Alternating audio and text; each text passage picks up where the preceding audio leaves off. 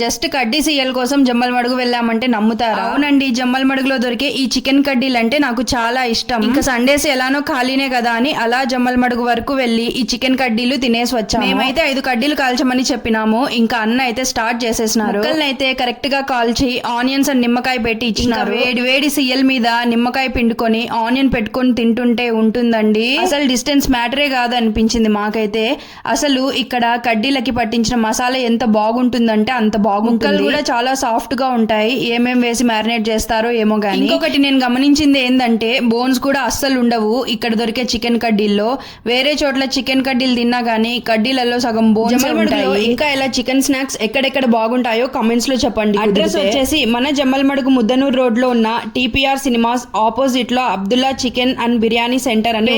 Follow అయ్యి వీడియోని like చేసి కామెంట్స్ చేయండి. ఇంకో రీల్ తో మళ్ళీ వస్తాను. బాయ్.